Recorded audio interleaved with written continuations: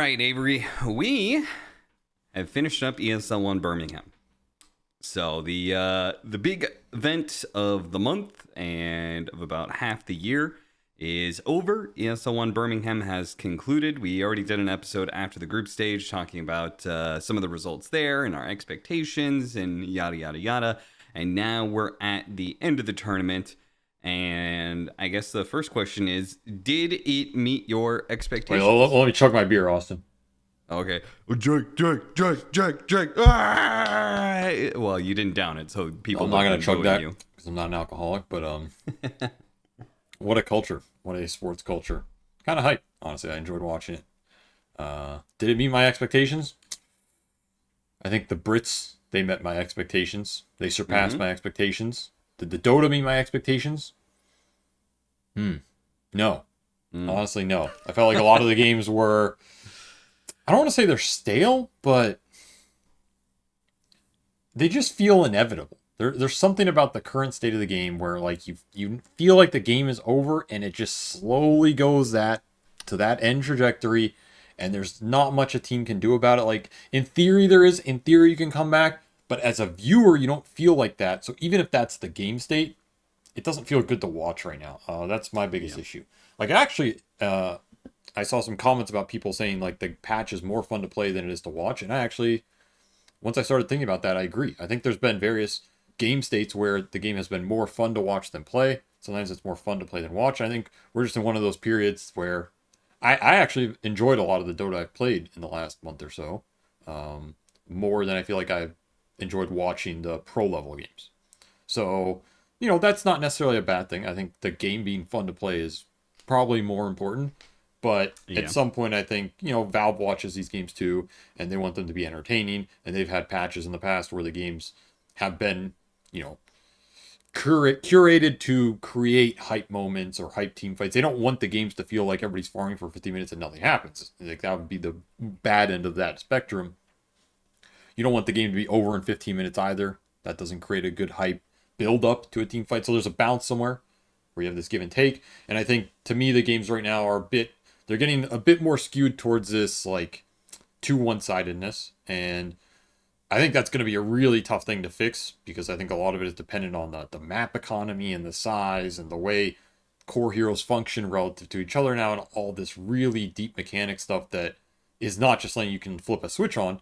So I don't really have any suggestions, but I do think there was a decent trend of like, all right, we're in this game. It's 15 minutes. This team has like a 5K gold lead. Now I have to sit here for another 30 and watch them go through the steps of, I'm going to climb this rung on this ladder and the next rung and the next rung. I was like, oh my God, he made it to the top of the ladder. And it's like, well, yeah, no shit. He just did that the other 30 times in a row. It's like, like, I don't know. Maybe it's because we have the same teams at the top too, like Falcons winning a lot with the same heroes kind of creates some repeatability. And if people can't challenge them, then maybe there isn't these impetuses to like force something different to happen in these games as well. So maybe that's part of it. But yeah, I still enjoyed a lot of the games. I think there were some hype games, but definitely the games felt a little repetitive to me compared to some of the top prime choice patches we've had in the past, Yeah, I think definitely part of it for our personal experience is that we were doing the newcomer stream. I'm still stuck on that lingo because they kept saying, call it the newcomer stream, don't call it the noob stream. We were doing the noob stream on the final 2 days of the event.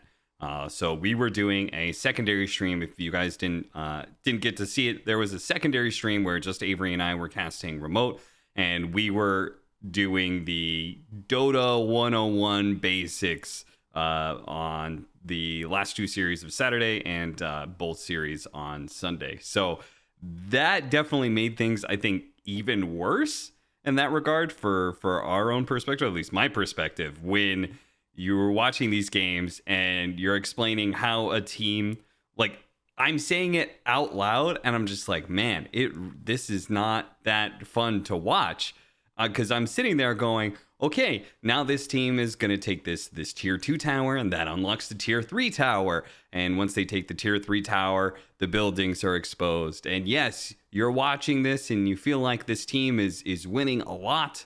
And, why don't they just end the game Well, they want to get as much advantage as possible. And that little bit goes on for like a solid 20 minutes where the winning team just tries to get more and more of an advantage. You know, it's the same kind of formula where they get Roshan. The losing team kind of tries to contest them taking Roshan, but they can't really do it. So the winning team gets Roshan. They get Aegis. They use that Aegis to kill the tier 3. Okay, they got the tier 3. Now they're going to back off. They wait for next Roshan. They get another Aegis. They take a lane of barracks. Okay, they back off. Maybe 2 lanes of barracks, but they still back off. They're not going to finish it. They go for another Roshan. They get a 3rd Aegis. They go high ground again. They get mega creeps. And even then, they back off because the defending team, now it feels like teams can actually play against mega creeps a bit, even though, a lot of these games, not really. They can't really come back into the game. So then we back off for another time. And it's like, okay, now we're setting up for one final push. And it's just on repeat. It was just it was not that interesting to watch for sure. Yeah, I mean, there's definitely a core structure to a Dota game right now that is going to be repeated in every pro game you watch. It's just a matter of which time in that cycle does it end, right? Does someone GG when their barracks gets killed, or when their megas get taken, or when their actual throne is dying? Is it the 3rd Roshan? Is it the 4th? Everybody kind of knows that. Is that inherently bad? I don't think so. I think that's going to kind of happen no matter what. Like, you could introduce some variability in that by having different pathways, but ultimately, what is supposed to be entertaining about watching a Dota game? I feel like it is the team fighting and the spell casting and the small outplaying of, like, you have a 2-on-2 in a lane, or 2-on-3 in the jungle, maybe a full 5-on-5 around the pit, and those points of action have to be interesting and dynamic and cool with skill shots and super synergistic spell casting and big wombo combos and all that. That's what will make the game entertaining, because the rest of it's a build up to allow that to happen. The rest of it's just a structure through which those entertaining parts can happen.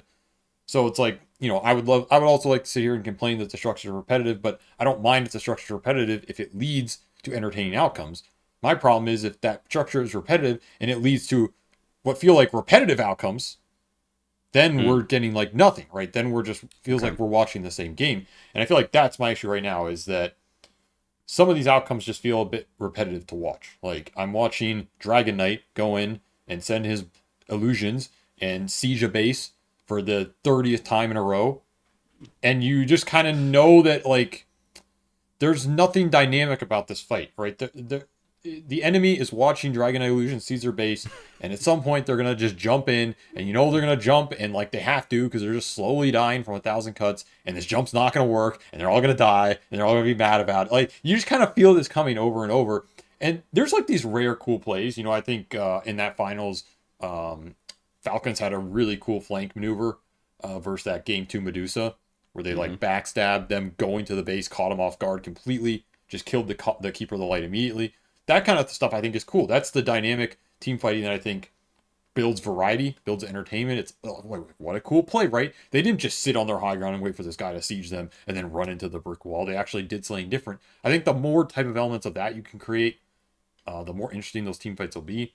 And right now, I think a lot of them just feel a team takes a position, the enemy tries to assault them, and they usually have like some really annoying poke mechanic that forces them to assault them. And so it just feels kind of like a waiting game.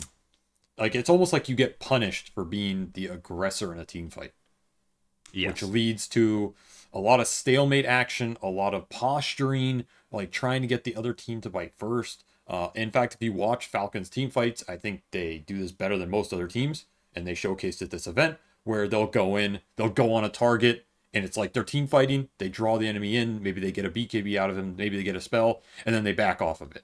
Right. And like they make the enemy go into them. Because when you're the aggressor in this patch and you commit first, it's usually not to your advantage, honestly. Like, how many times have we seen somebody blink ravage a team and just wipe them?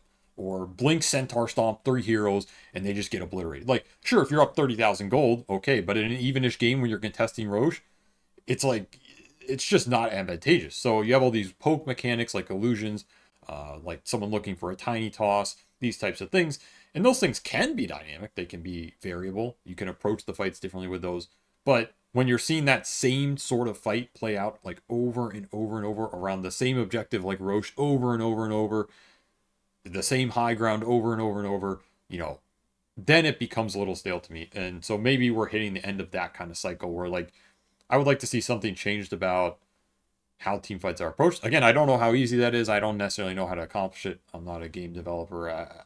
Maybe there's other variables you can pull the levers on that can change that range without disrupting the structure, because that's also an important part of Dota is you need to have consistency so players can get good at a certain amount of structure so they can showcase their super high mechanical skill in those fights, and not have to think about a million things before then just to get to that point. I think that's not good either. But yeah, there's definitely some repeatability there in the outcome that I think hinders the viewer experience a bit. Just makes it feel like I'm watching the same thing that, like, didn't these guys just sit on this portal high ground defending Roche like 10 minutes ago? Yeah. It's like, oh, he's going to have to jump him. And it's like, yeah, we're just sitting here waiting for this to happen. It's not even necessarily that fast. And it almost feels like the fight's already decided. Like, I feel like these fights are already decided before I get to see the cool spell casting, or if someone hits a crazy spell or a crazy 3-man torrent, I go back to some of the games we casted at some of the previous TIs that I felt I just felt like a lot more crazy shit happened.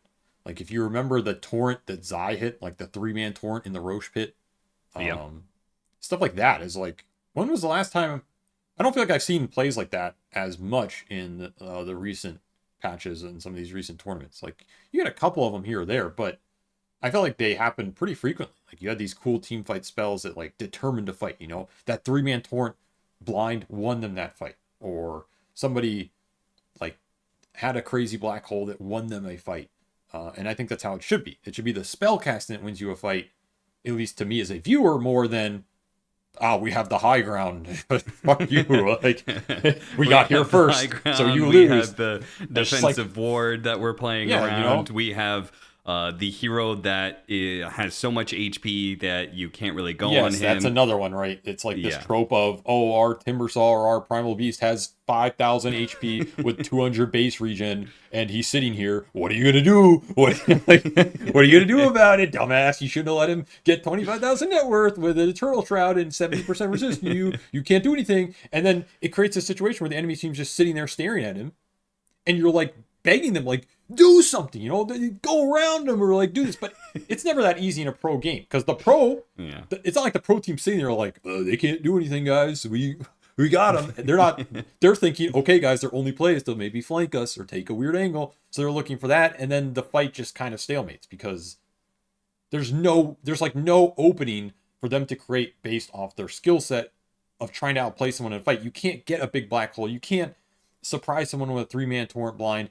You can't hit a crazy shackle shot from a weird angle, because there's just 4 dudes spaced, 20 yards apart from each other behind a 6,000 HP guy that they're forcing you to go on. And the second you go on him, you lose the fight. It's over. It's already over. So us as a viewer watching that is like, well, this guy's invincible. He has 6,000 HP and 70% resistance across the board, and they're going to have to go on him. And if they do, it's really bad.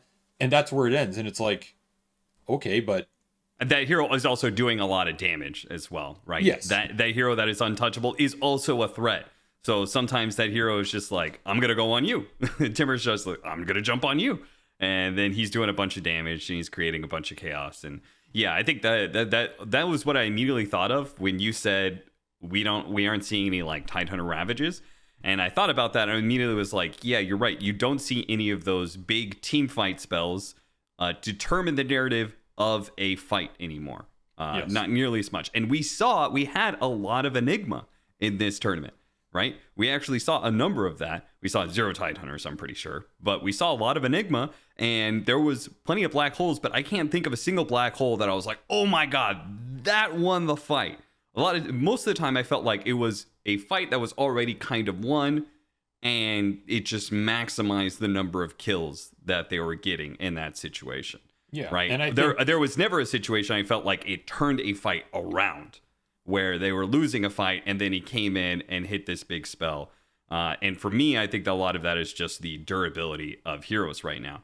That you can't blink Ravage a team and wipe them in that period of time anymore. Feels like that. Those tanky guys are always sitting up front, so that if they can't be killed, then they're getting a lot of information. It also means that the team is more spread behind them, right? If this guy's able to sit so far forward and not be touched, then the rest of the team doesn't have to be like grouped up as much to try and help him when he gets gone on. So it's harder to hit those big spells. And even if you do hit those big spells, you can't actually get in there and kill a bunch of heroes in a very small window of time.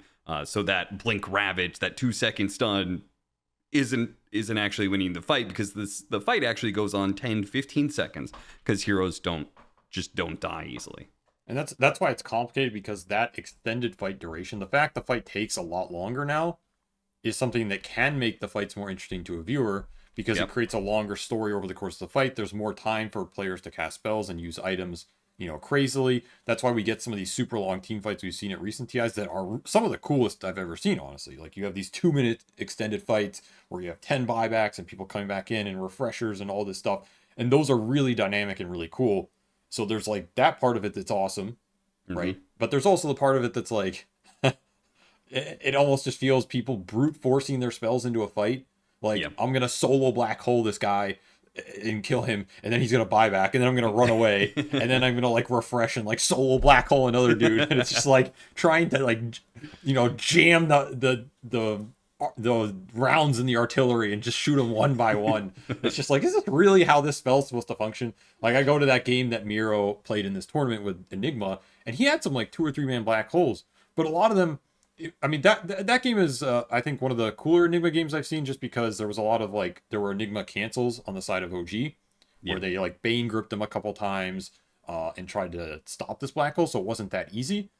But it also felt like even the times where he maybe hit 2 or 3 heroes, like it's like you said, he got them because the fight was already developing in a way where they just won it.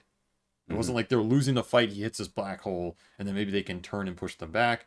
And then another factor, I think, is that if we go back 10 years, you have a spell like Black Hole, you have a spell like Ravage, you have a spell like Shackle Shot, Fissure, whatever. These spells, people talk about power creep in Dota. These spells haven't really changed. Like, Ravage is, if anything, has been nerfed over time. It stuns for less duration. It deals less damage as a percentage of the average hero's HP. So 10 years ago, you have a stun that goes out, hits heroes for 3 seconds in a big AoE and deals 400 damage or whatever. If you have a bunch of 2000 HP heroes with limited resistance, that's a big freaking deal. That's like, you're going to win the fight off that. Nowadays, if you're stunning a 5000 HP Primal Beast and it deals 150 damage after resistance and stuns him for 1.5 seconds because he has status resist, like, who the hell gives a damn? It's like not even a Lion Impale anymore. Like, may as well not even have casted it. So it's a misuse of the mana at this point. He should have saved it for some Anchor Smash or something, right? Like, and you can't scale that up. There's no way to scale the damage of a Ravage. There's no way to scale that stun duration. Like, you can kind of increase the AoE with the Bloodstone, but like, it's not nearly scaling as fast as these heroes are scaling their ability to resist those spells. So it kind of diminishes the importance of these spells in the team fight. There's a 3-man Ravage, and then like a second and a half, they're all unstunned and they're all 90% HP. Is that 3 or 4-man Ravage actually that hype? Does it actually do anything in this fight? Most of the time, no, right? And so I go back to that. Do these spells need to be power crept a bit on their own to counteract this? Or do heroes need to be crept down so that these big, long cooldown spells that are supposed to be hype and rare, and if the player lands them, it's really cool, it's supposed to feel like a big punch? And I don't think some of these spells feel like a big punch anymore. I think they just, it's like, that's why I think people are buying all these refreshers.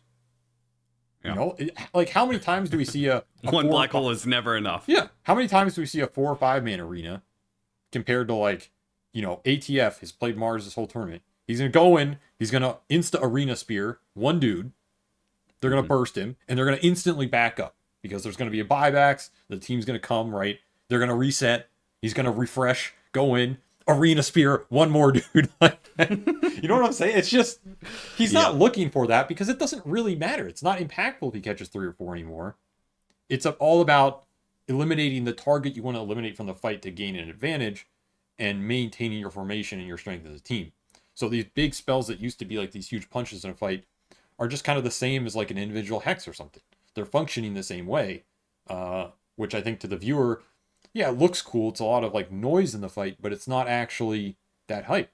I think we casted some games where like people go in and it's like, oh, huge 3 or 4 man arena, and like one guy takes like 500 damage, Yeah. and they all BKB, and then they all refresh their BKBs, and it's just like, okay, I guess this is late game Dota, you know? And sometimes those fights are cool because there's a lot going on, and they're super dynamic because there's a lot of decision making on who you're trying to focus. But from a spell standpoint, I think it diminishes the gut punch of some of those spells compared to what they used to be relative to the rest of the field. Yes, I do feel like there in the current patch, there is not the same singular focus that creates very big moments, right? The $6 million Echo Slam or whatever, or the Seb Axe call. It doesn't feel like this patch.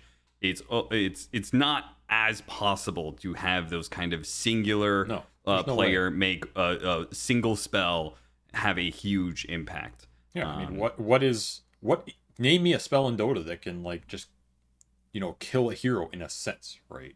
Or deal so much damage to an enemy team because they clumped and they got punished that it's like fight changing.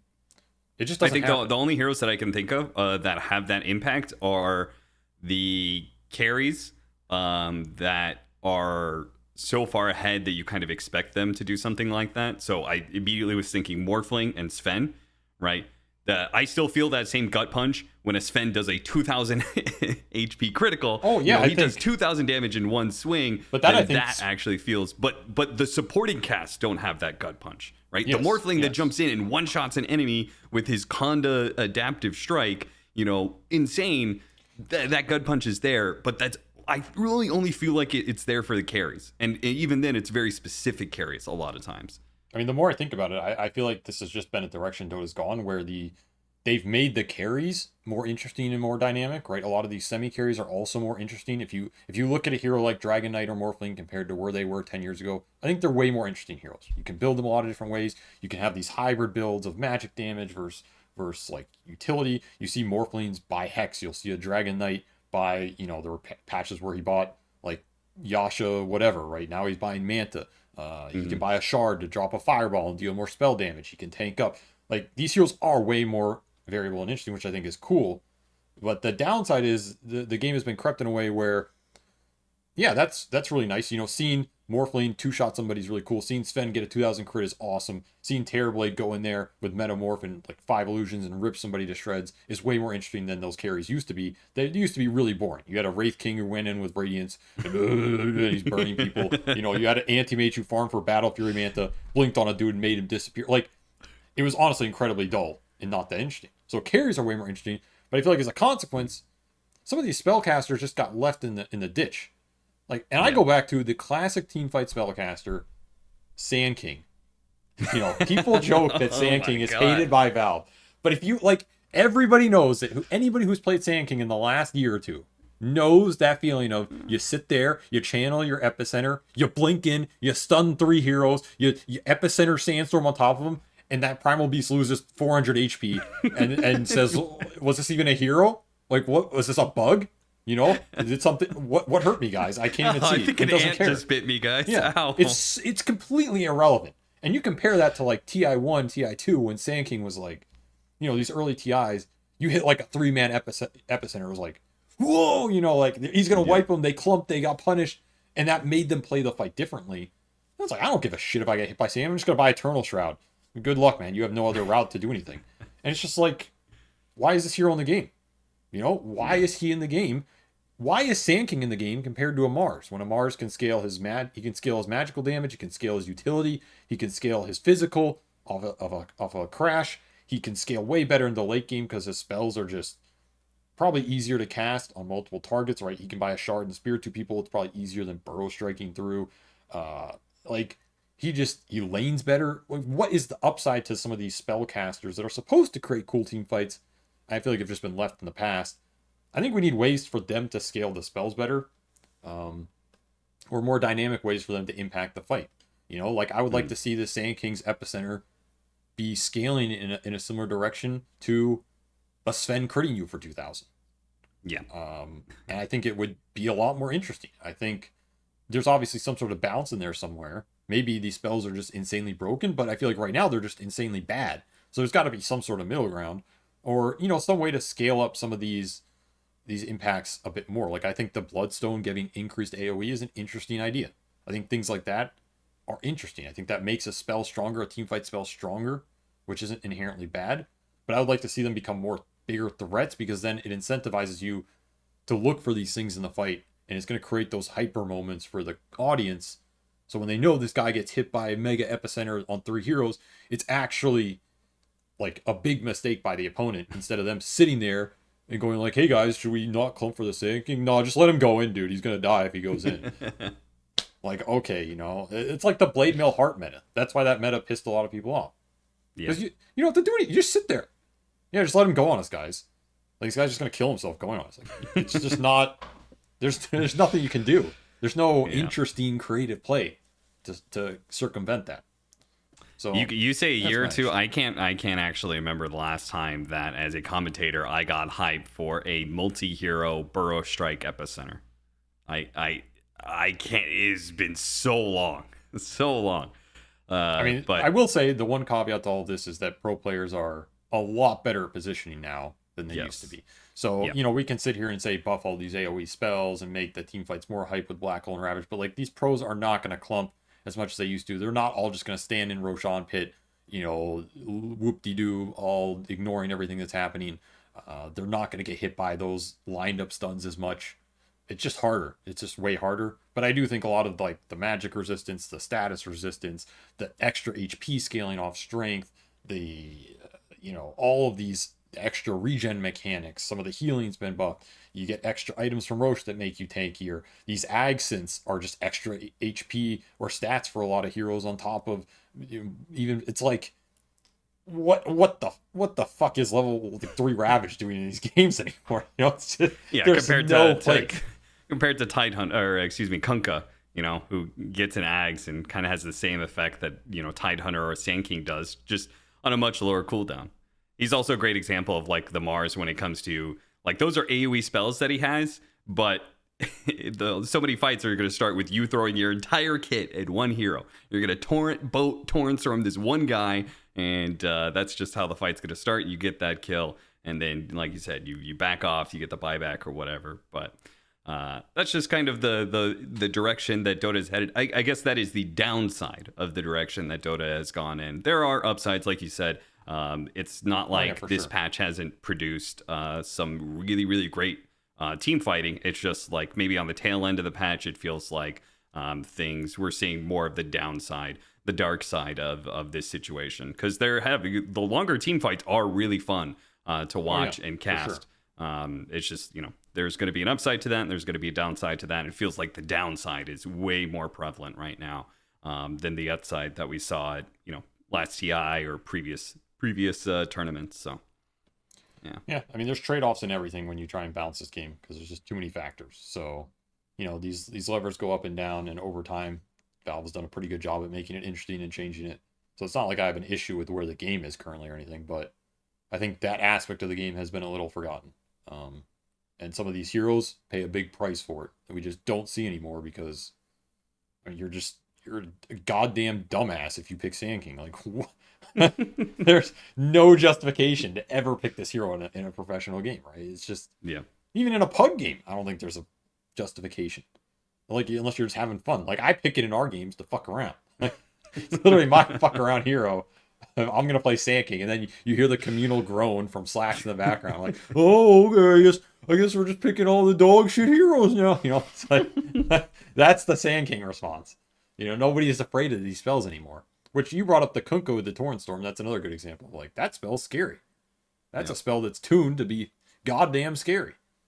The problem with that spell is it's like not really a skill shot or anything. You just throw it out, and it's scary because it just does so much shit all at once and no one knows what's happening. Okay, that's kind of interesting, but I would like to see skill shots more like that.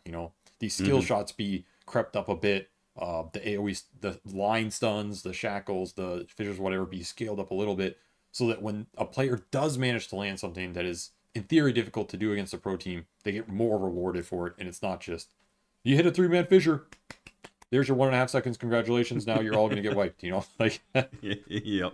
So, yeah, that's where I'm at on that.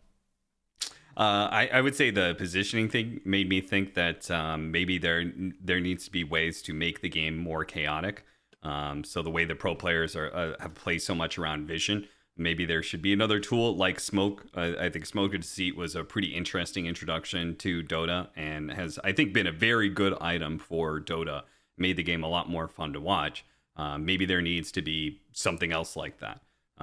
So when you know that the enemy team is playing around some sort of high ground ward, maybe there should be some sort of way for you to be able to like disable that ward for a temporary amount of time or something like that, instead of just the inevitable, we know they have a ward there, and unless we have a hero that is untouchable, we can't really de-ward it. Which is usually what the winning team has an advantage. Is usually they have a hero that has so much HP that is like, oh, we think they're stationed up here. There's probably a ward up there, and he just kind of like walks up there with his gem and de-wards it, and you're like, the team that's sitting there is going like, well, we can't go on that guy, and then they just lose their advantage. The winning team just kind of like takes away that vision.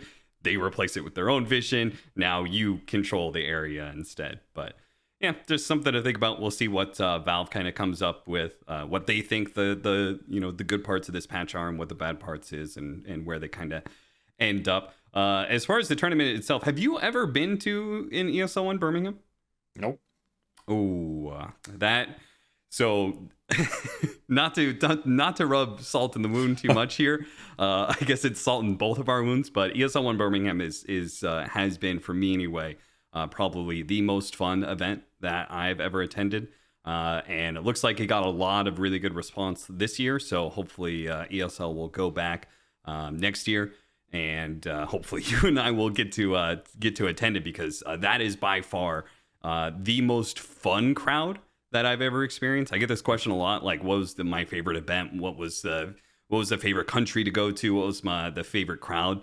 Pretty much that answer is always Southeast Asia is always the like default. Like when you go there, the crowd is going to be super hype. There's going to be a jam-packed arena, and everyone's just going to love Dota and have a great time.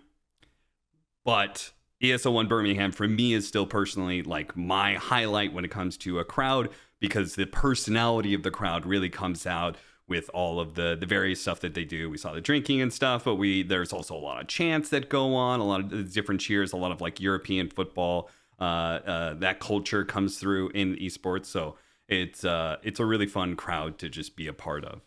So that definitely comes through, I think, through the broadcast. And when it feels like the crowd, the stadium has a personality, the whole event becomes a lot more fun to be able to watch. So it seemed like it was a very well received event this year. Hopefully ESL will do it again in the future, and hopefully you and I get to attend, so you get to feel what that's kind of like. But as far as the outcome of the tournament, we had Falcons who won it. And I can't say I'm too surprised at the outcome at all. I kind of felt like Falcons was building up steam in the lower bracket. When they took down Liquid, I was like, all right. I looked at the teams they're going to match up against from there, and I was just like, okay, Falcons going to beat them. They're going to beat them, and they're very likely going to head into the finals. And once they are there in the finals, I was pretty confident they were going to be able to win it there as well. In fact, I don't know how you felt about it, but I was pretty sure they were going to get like a 3-1, 3-0. So I felt like the outcome, for me anyway, was not very surprising. No, which also maybe doesn't help those games hype. It was a very one-sided final. And maybe the favorite team won that one-sided final. So it's kind of, like the lowest unknown outcome, I would say. Everybody's going in the tournament thinking it's going to happen. It happens. Okay, well, that's life. So that doesn't necessarily help it there. There was a lot of all chat, though. A lot of trash talk. As, Falcons make it all the way to the end, so they're in a lot of series, which means they can trash talk a lot of people. A lot of trash talk in the final series. Even some trash talk after they won. Skeeter calling out everybody. You guys got to step the hell up. Snaking shaking his head, because Snake knows it's... You start trash talking people, suddenly you put a target on your back. They're going to start working that much harder to come at your ass the next tournament. So I don't know how that's going to work out for them long term, honestly. I think they're getting to the point where, like, they've trash talked people enough. At first, it's like, okay, that's kind of funny that, ha ha ha. But now it's like, all right, I think these teams are actually getting a little pissed. They're getting a little mad, which is totally fine. I don't think there's anything wrong with that as long as the trash talk is friendly. But I actually think at some point it is going to motivate these teams to be like, you know what, screw these guys, dude. Like they're actually getting an ego. They actually are starting to think what they're saying instead of just bantering, and we're going to take their ass down. I think that's inevitably what happens in sports in general. You have a team that starts to dominate. They get a little cocky. They start saying some stuff. They're getting loose with it, and that's when you can come in and upset them because they lose sight of 100% of what got them there. Though that team does have some very good Dota minds on it, and some really good veterans between AUI, Crit, and Snay that make up kind of like the support and drafting backbone of that team. I think that those guys are not gonna lose sight of the ball, especially Snaking. I think that's one of his biggest strengths actually that differentiates him from a lot of players, and it's because he played for so long without results. That guy is incredibly hardworking, but also just incredibly level-headed in terms of the ups and downs don't necessarily affect him as far away from where he is in that like pocket of focus as much as a lot of other players. Like that guy can win a TI and just be like, yeah, man, that was cool, man. Let's go to the next lane, and like let's stay motivated. When they won, I saw him like have a little talk with this team, and I was very curious about what he was saying, because from like I have no idea what he was saying, but from what I was looking at, it felt like it was almost like a recap or something. It wasn't like a celebratory like holy fuck, we fucking won. It was more of a like hey, good job, like great job guys, we really stuck to like it Yes. felt like one of those kind of like little speeches of like we did a good job, let's keep this up for the next or something like that. Yeah, I remember when I talked to him after the last TI, one of his biggest ideas was that like there's a lot of players that get affected by winning a lot. There's players that win and then it affects their mentality in good or bad ways, right? It can give you a lot of confidence, it can give you a lot of ego. Some players become complacent. That's why sometimes you see a lot of winning teams that have a tremendous season and then they run into issues. Sometimes it's because you won so much that players don't have that fire in them anymore. They don't have the drive. They're not going to go there and play the 15 pubs they played a day before they won all that to try and prove themselves. Like that's a big factor in Dota, is proving yourself against the field. Like I'm actually worthy of being a tier 1 player. I can win a TI. I'm not just some garbage NA, in jail scrub. And Snaking had to battle against that for maybe longer than almost any current player playing. Like that guy played in NA and he played on ass teams for 10 years. He got left behind by a lot of his teammates. He played on those bottom squads where those guys went on to win TIs and he felt like he got left behind. And so a lot of that gave him a huge amount of drive to try and pursue his dream and get there. And when he gets there, he's still able to be like, you know what? Yeah, I won TI. I'm still winning some majors, but I'm still motivated to keep winning. Like that's what I enjoy doing, and I'm going to keep doing that. And that's a very good type of personality to have at the head of a team like that, to try and rein in some of the younger guys who might let it go to their head a bit more. So I do think there's some bounce there, and this team might have some better sustainability than people think when they look at it and just be like, oh, these guys are going to get their comeuppance because they're young, cocky, shit-talking kids, and like, karma's going to bite them in the ass. Yeah, there's a part of it there, but there's also a part what of that about the team devil like, on your shoulder? Yeah, they're going to get pouched out though. That's what I'm saying, dude. I'm telling you, this team is just so weird because it's like a split personality team or something. It's just, I don't know how, if they bomb out a TI, it wouldn't surprise me. If they win TI, it wouldn't surprise me. I don't think anything about this team would surprise me anymore. I just know they're damn good. And at this point, everybody else knows they're damn good. So another big title win for them. And another disappointment for BetBoom, who this team just can't win a LAN, dude. I don't know, like what is going on?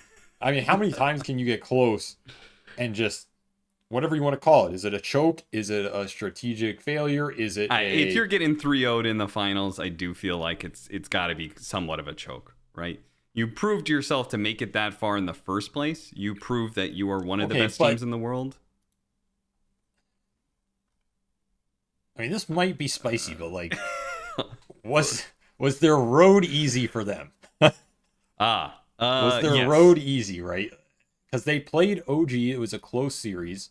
I think OG could have won that series, but OG's a very hit or miss team right now. I think they overperformed. I think they looked great, but they also have these games with like, the Maranas, and like they put Tomato on Kunkka and some of these weird picks, and sometimes those pick works and sometimes they don't. And so there's a lot of volatility there. I think it's also a team that BetBoom probably matches up well against because BetBoom can usually, I think, almost always win the laning phase versus OG, and they're confident versus them. Like I think that team has confidence versus OG because they come out ahead in almost all those games, and they met them early on in the tournament. And I think Tundra's a similar type of situation where Tundra's, to me, similar style team to OG. They have a lot of chaoticness. They have players that play weird niche heroes. They're willing to experiment. You know, you're going up against Thompson in this upper bracket series, and Thompson plays Zeus Pugna.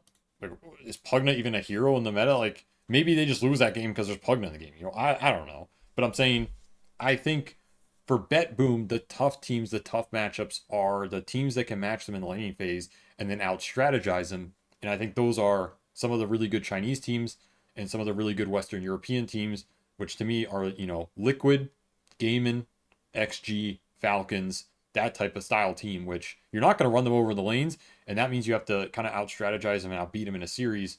And I think that's where they falter a little bit for me.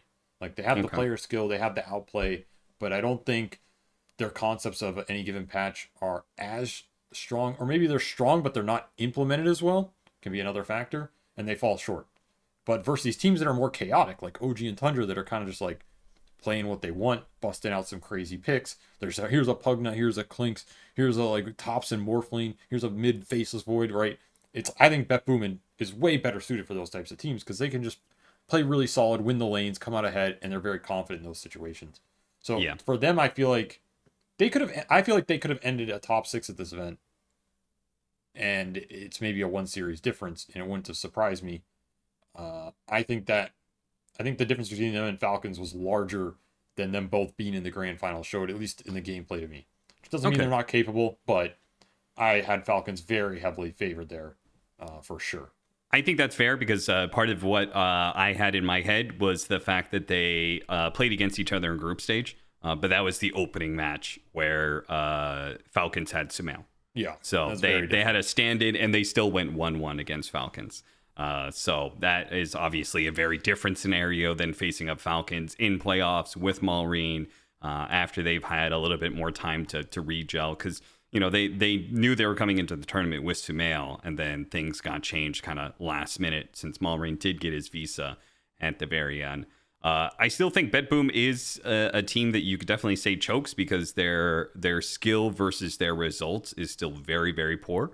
But I will say, looking over it, their results are getting better over time. It's just they still can't seem to get over the finish line of get first, right? I mean, so the results are good, though. Like, you're saying the results are bad. I mean, they got second, third, fourth going back. Their results were terrible last year and before TI. That's true. Right? The Bali 9 through 12. There's no way that this team with like their kind of roster should be getting that bad. 7th, 8th at last year's BetBoom Dacha. They've been going 19th, 20th at TI 2022. 15 through 16 at Lima Major. Like, those are terrible, terrible performances for this team. But this last like 6 months has gotten better, right? They haven't gotten any first, but they got second at Dream League, third at BetBoom Dacha, fourth at ESL One Kuala Lumpur. So they're getting a lot more consistent results at these bigger events, particularly the LAN events, right? This last TI, they got 5th, 6th. So it does seem like they're getting better. They are definitely not choking nearly as much as they used to. But I still kind of feel like that is a bit of a factor for them. And the problem is once that factor exists, then it starts to creep in your mind. Like, even if it's not real, maybe that team starts to think they choke on LAN, and that's what actually causes you to choke. It's just a mental perception thing.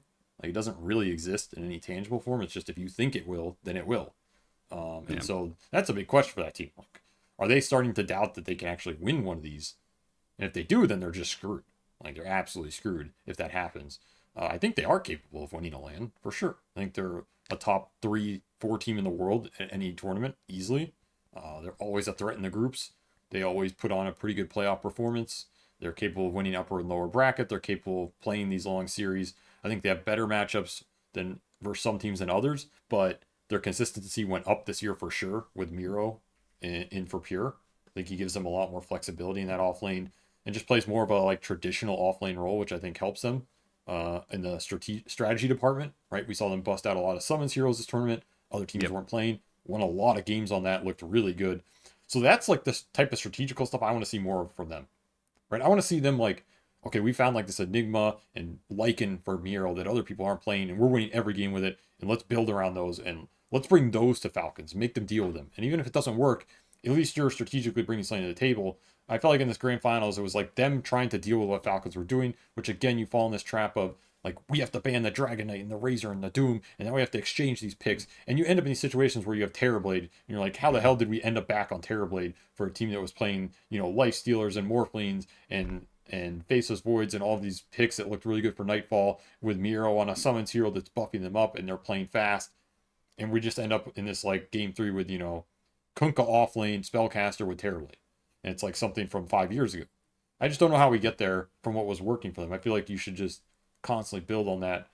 So I don't know. I feel like they're maybe in their own head a bit too much, but I think they can get there. It's definitely not impossible, and they're definitely going to be a top contending team at every one of these tournaments. So maybe it's just a numbers game too. Yeah. You have a good run, somebody has a bad run, you get the good matchup in the finals instead of maybe one that's unfavorable for you. There's always luck at LAN. There's always luck at TI. It's like you can always say some team has a good run. I can say they had an easy run, but at the end of the day, if you get there, you get there. There's something to be said for that. You are a top 2 team at this tournament. That is impressive, no matter what, no matter how you got there. But you always need a little luck to win a tournament. You always need a patch that goes your way, a little matchup that goes your way. Maybe the team that you couldn't beat disbands right before, somebody gets sick. I don't know. That's just competitive games in general. You always need a little RNG. You get that DD rune. You get that enemy to deny an Aegis. These little things add up. So sometimes you're just in the zone, sometimes you're not. Maybe it just wasn't their final day here. Okay, well, that kind of wraps up ESL 1 Birmingham. Looking forward, in less than 2 weeks, we will be starting PGL Wallachia.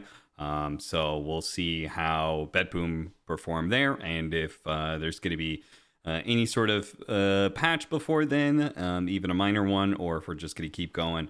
And we'll see there. And then PGL Wallachia like directly goes from like that ends, and then like I think less than 12 hours later or something like that, Dream League is going to be starting. So it's going to be back-to-back tournaments coming up here pretty quickly.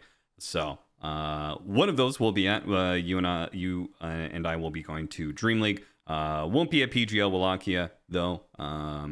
But yeah, I think that closes out another episode, not for broadcast. Thanks. What? Huh? The all chat though, Austin. What about it? Did it go too far? Did it go too far? BKB TP home. Toronto Tokyo responds, I'll BKB TP your face. Yeah, I don't know what that was. That he was seemed bad, like a dude. vague threat of physical violence. Yeah, that's the impression I got. It was a physical Yes. threat. Did it go too far? I want a yes or no answer. Has it gone too far?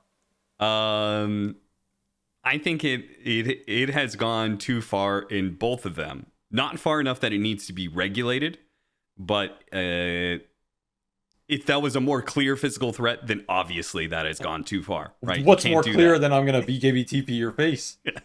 Well, I'm going to punch you in the face. I really like the fact that Toronto Tokyo followed that up with questioning if Skeeter has everybody muted, which he does. We learned that with the all chat episode with Skeeter. So he was like, you're kind of like, he was like, you're not mad, you're able to like talk some shit, but you're not willing to like hear it at the same time. I thought that was pretty funny. I think it's going too far, and Toronto Tokyo went too far in that, like, if he is threatening physical violence, that is obviously too far. I also think that Falcons went too far in the fact that they won the game, they won the tournament, and they were still shitting on their opponent. Again, I don't think that should be regulated. I just feel like for their own sake, they shouldn't go that far, because as you said, they're going to piss some people off. They're going to piss off a lot of fans. They're going to piss off the people that they're playing against. They're going to create actual real, like at some point in time, you have stepped over the line of banter, and I think they were actually stepping over that line of banter. Now it makes for great television. It's going to make for really interesting stories going forward. So like, I don't care as much as a commentator, but from a personal viewpoint, from a viewer of the game, I definitely was like, I don't really like these Falcons guys so much when they're kind of like they just killed these guys 3-0, and then they're shitting on them while they're doing it in all chat. I was like, I don't know if I like that, but that's my own like personal preference, right? If I was a viewer, maybe I wouldn't be cheering for them. There's other people who do like it. There's a lot of people saying they're really enjoying the all chat, which I also agree with that. I think we should encourage this sort of thing. It's just, again, there is a bit of blowback that's going to happen, and Falcons are definitely going over that line where they're going to get some of that blowback. And, they're okay with that. All right, that's totally fine. You get some people to hate on you because you talk this smack, then, it is what it is. Okay, I actually agree with most of that. But Okay. I have one more point on this, which is why I think it's gone too far. The all chat has gone too far, and I'll tell you why. Now, I agree with all your points. Remember that before I say this. So This is not an isolated thing. Now, I think it's gone too far because you're going to ruin it. They're going to ruin it. They're going to overdo it. And once it gets overdone, it's played out, then it's not interesting anymore. Why was the emo question mark so impactful? Because he did it at the right time, and that was it. He just dropped a little question mark. Just a little question mark in the chat. That's it. Wasn't lines of trash talk, wasn't mass tipping, wasn't like game after game doing this to everybody they played. Select opponent at the right time in the right place with just a little question mark. And you compare that to like what is happening now. These guys they're winning a lot. They're trash talking everybody. They're getting into it. It's working for them. And now they're doing it more. Now they're dropping 4 question marks, right? Now they're dropping 8 He's literally typing out question mark, the words, instead of throwing down a singular question mark. So like that is actually the best comparison loses that we made. Its uniqueness. It loses, right? It's like in art, in movies, in film, whatever. You have to have the moment stand out to be the moment because it's different than the rest of what you're watching. Like in a Dota game, we were talking about the spell casting being exciting. A big black hole is going to stand out because you don't see it that much. If black hole had a 20-second cooldown, it's not that interesting of a spell. You're just chucking it out whenever. You got to have a cooldown on these question marks, man. You got to space them out. You got to do them at the right time so that they have that hard hitting punch. If you just do it all the time, you're the team that cried question mark. And it's like, well, what's the difference between ATF or Maureen dropping question marks on Tundra in the group stage versus OG in the group stage versus BetBoom in the playoffs? Like, they just do it versus everybody, so who gives a shit, right? Everybody's just going to mute him, and the viewer's just going to see him do it every time, and it's not spicy. It's not interesting. You're not having an impact with it because you just it out. Instead of being like somebody who stands out and looks like, oh shit, this guy talks the talk and he walks the walk, then you just become a loudmouth asshole. That's the perception changes if you just keep on doing it. Yeah. And then people, they're just not surprised by it. Like, it's not like, oh, what did he just do? It's like, I did it again for like the 8th series in a row. And again, we talked to Skeeter about this. Like, I will respect it a lot more if they seem to get chattier when they're winning. They got the chattiest at the end of the series, right? 100%. And we were trying to tell Skeeter, I'll respect it a lot more if you're down, you're losing a game or losing a series, and you say something like that. That's the emo question mark. That's why that's the greatest all chat of all time. It's not even close. It's not even close. Like, people are going to say maybe it is, but it's not. And I think there's some nuance there that they can consider. Maybe it's also just a technique, like what they've said. They just like to do it because it makes them play better. Maybe they're like more motivated. All right, then they're going to keep doing it. And for them, it's just a mental thing, right? We're just going to keep doing it because it makes us play better. We don't really care what people think. But as an all chat consumer, now that I'm watching these games, a connoisseur. Yes, a connoisseur of the question marks. I would like these question marks treated with a bit more respect, Austin. Give them the space and the time they deserve. Let them breathe. Let them ferment. You were talking about the movie analogy. Sometimes movies will have gratuitous violence or sex. I feel like that's what this is. It's gratuitous all chatting. It isn't tasteful. It is. Yeah, there's no respect for the question mark anymore. Okay? There's no respect. These kids don't respect it. They just drop it on anything. Miss a spell question mark. Miss a creep question mark. Getting eliminated from a tournament question mark. No, where's the respect, man? And I think the best example of this was the fact that the best all chatting at this tournament did not come from Falcons, who said the most of it. They were probably 80 to 90% of the things said in all chat, but instead came from one of their opponents, which was Seb, when he had said something to Skeeter like, looks like only one TI after all, or something like that, you know, poking fun at the fact that Skeeter is a TI champion, but he's not a 2-time TI champion. Yeah, like well, maybe Seb when was. you have two Seb TIs. is. That's a great example. See, Seb understands the artistic component of the trash talk, right? He's not doing it to everybody. He's not doing it every game. He maybe says it to his team, does them, but when he drops that hammer, you know you got hammered on, because you got Seb, and that stands out from the rest. So that's my concern, is they're going to overdo it, they're going to burn people out, and then it's going to affect all those other things that you mentioned, where like it's going to make them appear worse from a public perception standpoint. People are going to be more motivated to beat them. You know, how many question marks is too much question marks? Have we crossed that line, Austin? I think we have. I think they did it today, and now we're about to see the consequences as they play out over the next few months in the scene of Dota 2. Yeah, we're simple men. All we're asking is that you have your pinky out, you know, when you're doing these typing all chat. Just have a little taste, a little class, you know. Yeah, spread it around a little type bit. It slowly. You know? Like, type it slow and hit that enter key a little slower instead of just jamming 8 in there. You know, 10 smileys on the dude every time he misses a creep. Like, it's just not gonna it's not gonna stand out anymore. You know, you're gonna play it out, and then what are you gonna be left with? Just Nothing. Trophies and lots of money. You have to go back to spraying loser on the ground. Nobody wants to go back to that. Okay? Nobody wants to go back. So let's have some respect. Let's do it the right way. That's all I'm asking. I rest my case. Case rested.